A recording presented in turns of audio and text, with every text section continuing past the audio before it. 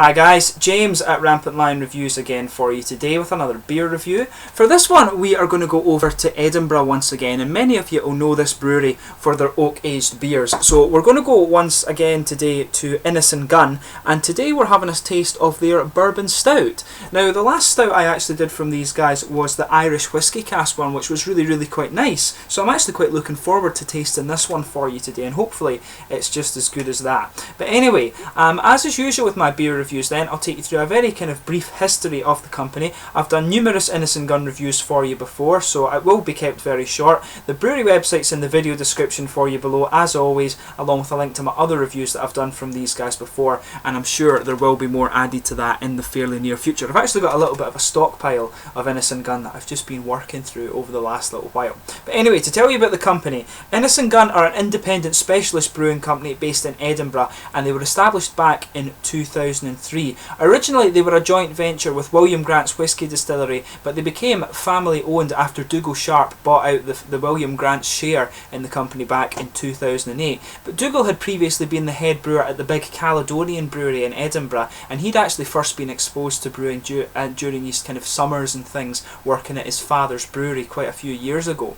But this beer, the original beer, is the Oak Aged Original, and that's a member of the core range, and it's quite easily recognisable by having a similar label to this, except it is a kind of nice metallic red. But this beer, this original beer, was discovered by accident. Dougal was contacted by Grants, who wanted to infuse their whisky casks with a beer, and so he brewed quite a big malty beer to go into the casks and infuse them. And once this was actually made, the custom made recipe was put into the casks, and it was removed after 30 days, and it was replaced with whisky. And the whisky actually was apparently very nice. I would actually love to try it, but the distillers were very curious about the beer and decided to try it, and then they thought it was really quite amazing, so they phoned up Dougal, and he went back up to the distillery and tried the beer, and so that's how Innis Gunn was essentially founded. They produced their first beer completely by accident, which is really quite funny. And now you have all of these kind of big ranges of beers. They've got about 8 or 9 different regular beers now. They've got a kind of core range of 3 and a few different seasonals, and of course you get all the special edition beers, which seem to be more easy to get in the likes of Canada and America and things. So since 2008, these guys have really come on and started to produce some really good beers, and they're becoming quite a big company, in fact, so you will find these in various corners of the globe. But anyway, that's your kind of brief history of the Innis Gunn brewery, if you like. They were brewing for a while in the Wild Park Brewery in Glasgow, which I think is where they brew most of their beer now, but they are based primarily in Edinburgh. But go on the website, like I say, and you can get an idea of all the different types of beers that you're going to get from these guys. But anyway, without further ado, I'll just bring up the camera and let you have a little quick look at the artwork on this one.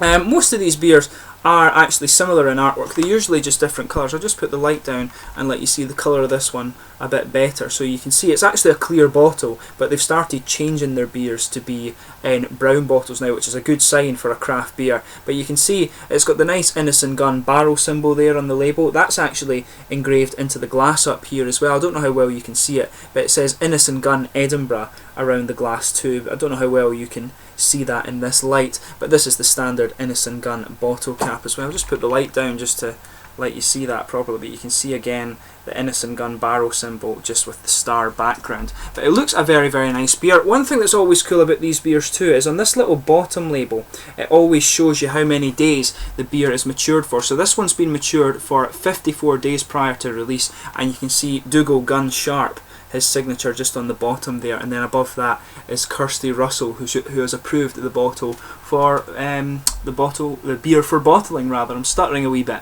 But this guy is a 7.4% stout. The commercial description of this beer is: this Innis Gunn Red Stout has been brewed using rye crystal malt to give it its deep ruby red colour.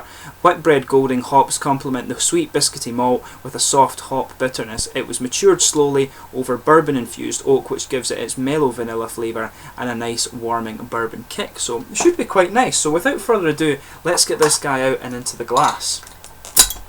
I'm not sure how long I've had this beer actually. I think I've had it a wee while. So this is one of my older Innis Gunn ones. And at the moment I have, I think, another one left, which is the Canadian Cherrywood, which I'm quite looking forward to.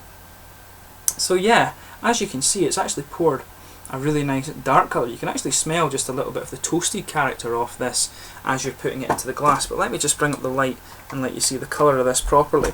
So as you can see, it's actually a very, very dark, almost rosewood colour. Had a half finger of a frothy, kind of beigey coloured head on it. That's just fading away to be a very thin foamy layer. If I hold it up to the light, it is the best way to describe that. It does have quite a kind of ruby edge to it. If I put my fingers behind it, obviously it's not transparent, but I think that is just the kind of colour of it. Maybe best to describe it as hazy though.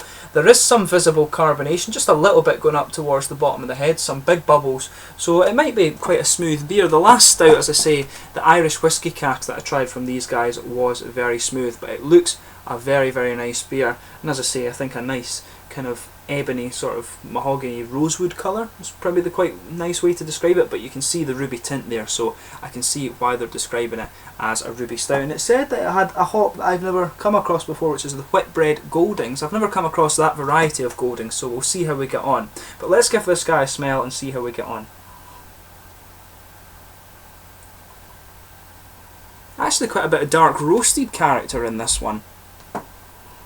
The Irish whiskey cask was more of a kind of sort of sweet stout, if you like, but this guy is a little bit more roasty. So you can smell the toasted character, kind of toasted, slightly coffee, dark chocolate character in there. There is a bit of chocolatey sweetness, but you do have the typical vanilla and oaky wood notes coming out of this one. Always the trademark of Innis Gunn. But you can smell a little bit of the caramel just underlying there, but I think the coffee, the kind of roasted coffee and slightly chocolatey notes are the most prominent here. But there is a kind of vanilla and oaky note coming out of this beer too. You can pick up just a little bit of nuts, and there is a little bit of kind of red fruit in there too, kind of estery red fruit, which is quite interesting. Kind of a figgy note actually. But it smells really nice. It's got all the typical things you expect from Innis Gunn. A kind of big vanilla and oaky wood aroma, a little bit of nuts, maybe some kind of dried red fruit as well. But you've got some nice toasted character in there and a big sort of heavy caramel malt just underneath it. But the most prominent component, like I say, is the kind of toasted coffee and chocolate in there. But without further ado, let's get stuck into this guy. So this is the Bourbon Stout from Innis Gunn in Edinburgh in Scotland. Slangia.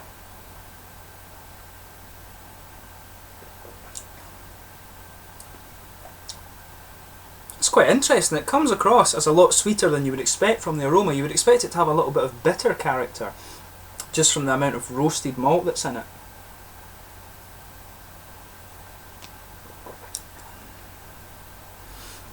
Yeah, it's very smooth, and actually I think it's a little bit lighter than the Irish whiskey cask one that I had before too.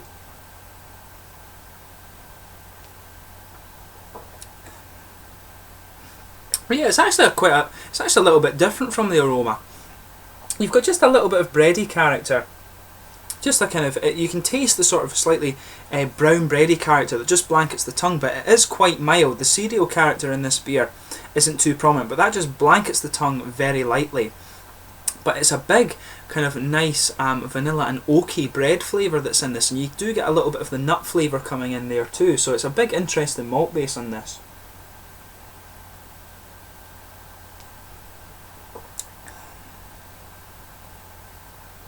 Yeah, the hops around the edge of the tongue are very mild actually. It's just a little teeny bit earthy around the edge of the tongue, right the way around. Maybe just a little bit of roasted character coming out towards the front edges of the tongue there too. There's a little bit of dryness.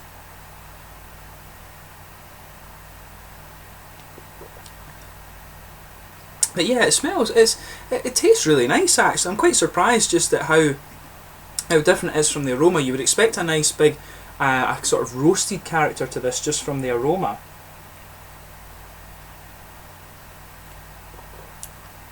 But yeah, you've got a big sweet caramel malt in there that just goes on top of that bready character. There's maybe just a teeny little bit of treacle, but the most prominent component of this flavour definitely is the sort of vanilla, kind of butterscotchy flavours in there. And there's a little, as I say, there's a bit of oaky character, some nuts in there too, but there's a bit of chocolate to this as well, but it is quite mild and it mixes in very well. The mouthfeel of this one is quite flat. It's just a big blanket right across the way. There's not much of a hoppy dryness or a malty sweetness. There's not that kind of contrast in the mouthfeel of this beer.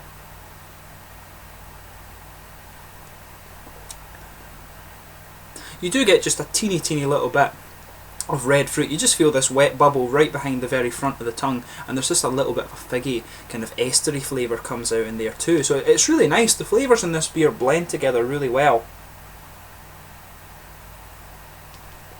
But it's got all the typical elements you would expect of Innis Gunn. Everything's there.